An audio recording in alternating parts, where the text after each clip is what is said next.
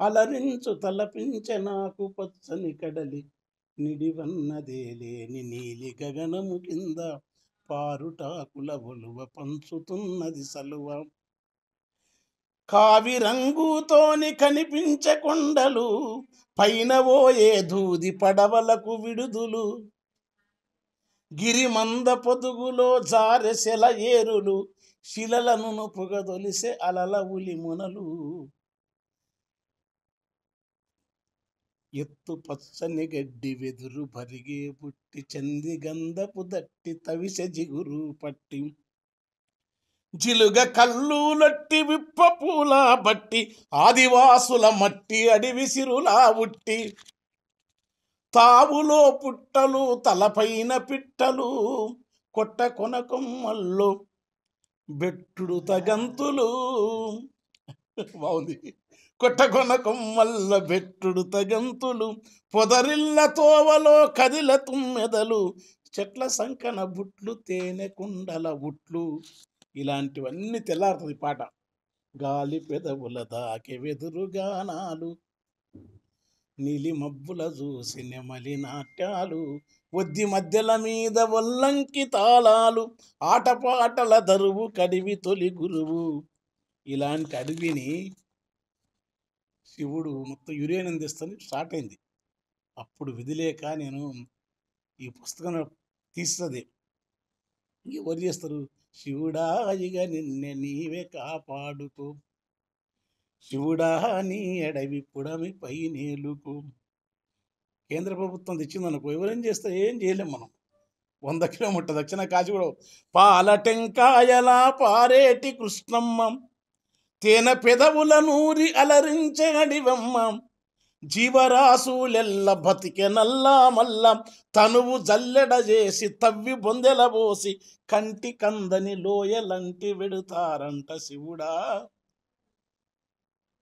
తలనాడె నీ జడలు తలపించే ఊడలు మెడనాడె పాముల మెరుపించు దారులు పొద్దు నీలో కుంక పొడిసింది నెలవంక ఫలములిచ్చే పంట నెలవైన నీ ఇంట ఉరుముతున్నదంట యురేనియం మంట, ఉరుముతున్నదంట యురేనియం మంట. ఈ ఈ వ్యతిరేకంగా ఈ అడవి గాయంతో మొదలై అడవి దీన్ని కాపాడుకొని శివునికి విజ్ఞప్తి చేసి రాసిన పుస్తకం ఇది. దీనికి సార్ వాళ్ళంటే పెద్దలు వాత్సల్యంతో ఇచ్చినారు, అదంతా వేరు. నేను ఎందుకంటే సార్ అన్నట్టు వారి ముంగల మా విస్తృతంగా చదివిన వాళ్ళ ముంగల పండితుల ముందల మితంగా మాట్లాడడం సంస్కారం. అది కానీ మాట్లాడలే, ఎందుకంటే పెద్దలు వయోరీత్యా కూడా వాళ్ళ పిల్లలు వాళ్ళ ముందు. రెండోది ఒక విలువ ఇప్పుడు నాకు అర్థం కాదంటే మొత్తం మార్కెట్ అద్దాల అంగడి మాయ. కొనడేవి కొనిపించి వినడేవి వినిపించి ఓటేద్దామంటే ఓటేడనే స్థిరన్న అన్న నా ఓటు దాని ఓటు రాసిన నేను. ఏ రాష్ట్రములదో ఎవరు వంపెనో గాని అమ్మతావుడు విసికి బలె కమ్మగున్నది ఆయకట్టు చైర్మేను ఆదాయమంతో గని రోజు బీరు దాటి బిర్యానీ తినబెట్టే మా కులపు లీడరే మచ్చిక చేసుకొని చీపులిక్కరు నీకు చీపు ఉంటాదని జానివాకరు మందు బాటలని ఇచ్చిండు ఎన్ఆర్ఐ ఇంటికొచ్చి ఇచ్చిందంటే పట్టు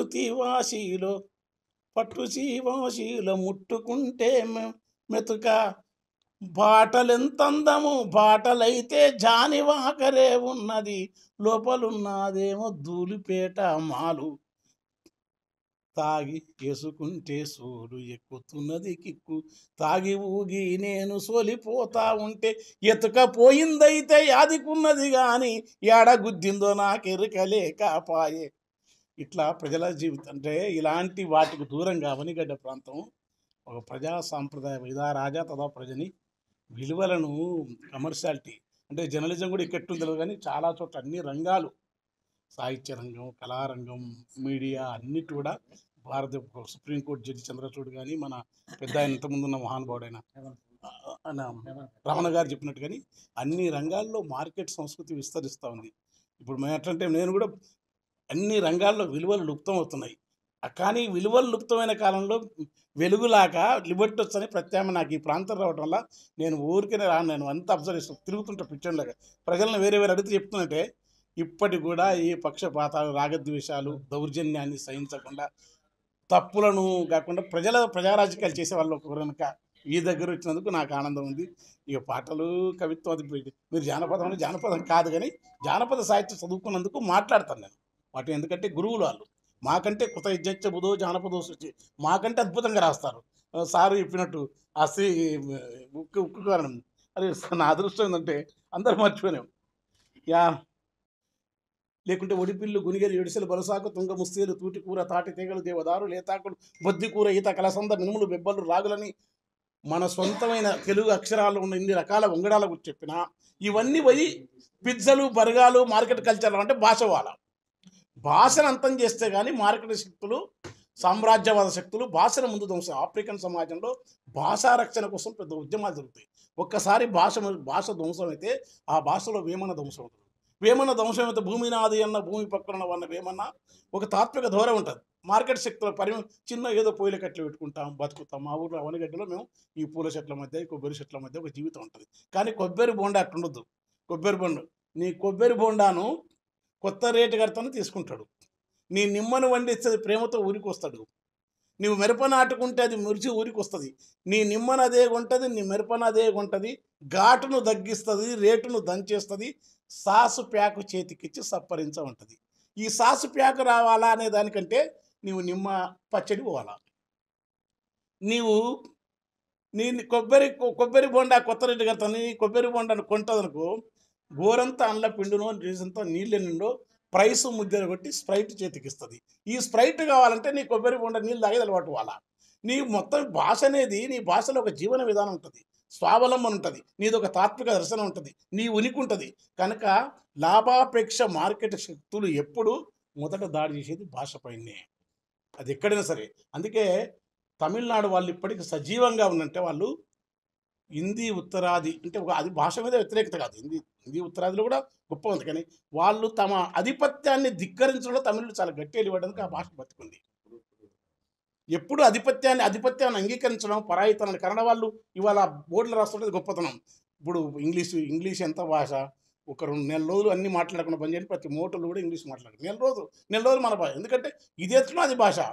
మనకున్నన్ని వైశేషికాలు, దర్శనాలు, అష్టాదశ పురాణాలు, సాహిత్యము, చరిత్ర, విపరీతమైన భావజాలం వాళ్ళకి లేదు. వాళ్ళు అనుకోండి వాళ్ళ లోపల ఉండొచ్చు మిల్టన్ గొప్ప, కానీ మనకున్న గొప్పతనం ఏంటంటే మనకు తెలుగులో మనకు ఒక జీవన విధానం ఉంది. మనం బతుకుతూ ఇతరులను బతకరించే సంస్కృతి. ఆయా భాషలకు లోకలిస్తాం. More local is more creative. మీరు భాషను కాపాడుకుంటే ఆ భాష చుట్టూన్న భావజాలం, మన ఉనికిని, మన స్వావలంబనను, లాభాపేక్షతోని మనిషిని అననం చేస్తున్నా, మానవీయ విలువను ధ్వంసం చేస్తున్నా, అన్ని రకాల విధ్వంసాలను ఆపగలిగే శక్తి భాషకు కనుక ముందు వాళ్ళు భాషపైన దాడి చేస్తారు. కనుక భాషను కాపాడుకోవాలి. ఇంగ్లీష్ మీడియం చదువుకుంటే తప్పేం లేదు, కానీ తెలుగు భాష కాదు అది. చైనా వాళ్ళకి ఇంగ్లీష్ తెలియదు, ప్రపంచాన్ని శాసిస్తుండ్రు. క్యూబాలో ప్రపంచంలో అత్యుత్తమ డాక్టర్లు వాళ్ళు, ఇంగ్లీష్ తెలియదు, వాళ్ళు ప్రపంచాన్ని శాసిస్తుండ్రు వైద్య రంగంలో. వియత్నాంలో వాళ్ళ భాష తప్ప అంటారు, వాళ్ళకి తెలియదు. ప్రపంచాన్ని వాళ్ళు తమ భాష దారిని తమ వస్తువులు అనుకుంటారు. భాషను బలంతో ఫ్యాషన్ చేసినారు. ఎందుకంటే దాంట్లో కొన్ని ప్రయోజనాలు ఉన్నాయి. కార్పొరేట్ శక్తుల పన్నాగం ఉన్నది. అది రాను అంటే మనిషి ఇప్పుడు అమెరికా వండి సంక్షోభంలో పోయి చూడండి, ఇంత ఇంగ్లీష్ బాగుందని ఇంత ఉద్యోగాలను తిరిగి ఇంకొచ్చే పరిస్థితి ఏర్పడింది. కనుక ఎదుగుతున్ని వనరుల నుండి ఇంత ప్రామాణికత ఉన్న ఇంత గొప్ప దేశంలో వాళ్ళ భాష, వాడి దేశాలు వాడి భాష ప్రామాణికమైంది. కనుక భాష మీద మోజు వద్దు, పరభాష మీద మన భాషను మనం నిలుపుకోవడం. తెలంగాణ ఆంధ్ర మాండలికం తేడా, రాయలసీమలో కానీ తెలంగాణ అని. ఇంకా అంటే తెలంగాణలో ఎట్లయితే అన్నమాచార్యం ఉన్న తెలుగు నిజమైన తెలుగు. తంగిరాల సుబ్బారావు గారు కాటమరాజు కథల్లో వేసిన పరిశోధన గ్రంథంలో చాలా అద్భుతమైన 500 రకాల గడ్డి పేర్లు ఉంటాయి, 300 రకాల పశువుల పేర్లు ఉంటాయి. అవన్నీ తెలంగాణలో ఇప్పుడు సజీవంగా ఉన్నాయి. ఇంకా మీకు చెప్పాలంటే కాళ్ళకూరిన మిద్దె అని ఇప్పుడు డాబా అంటారు. ఇక్కడ మిద్దె, మొయ్యి సందు చివరిలో మిద్దెలు నివసించారు కాళ్ళకూరి. కడిగితో ఉన్నట్టు కంచం ఉంటాడు, ఆ కంచం ఉంది. ఇప్పుడు తర్వాత వాడరు, కానీ ఒకనాడు భాష అనేది సమాజంలో వచ్చే ఉత్పత్తులకు అనుగుణంగా భాష మారుతుంది. సామాజిక ఉత్పత్తి క్రమాన్ని మార్పులో భాగంగా భాష మారుతుంది. సాఫ్ట్వేర్ ఉద్యోగంతో ఒక రకంగా మాట్లాడతారు. బ్రాహ్మణులంతా ఎక్కడున్న హేరా జనార్దన బాగున్నా అంటారు. ఆ వృత్తిని బట్టి, ఆ స్వభావాన్ని మారుతారు. కనుక భాషను మన తెలుగు వాళ్ళ భాష అంతా ఒకటే. నేను ఆ విషయంలో నాకు మొదటి నుంచి ప్రామాణికత. వేమన్న, అన్నమాచార్యుడు, తర్వాత మీరు క్రీడాభిరామం చూసినా మనకు భాషలో ఒకటే. పల్నాడు కానీ భాష మాత్రం నాకు యాసలో తేడా ఉంటాయి. పదాలు మండలికాలు వాళ్ళు ఉర్దూ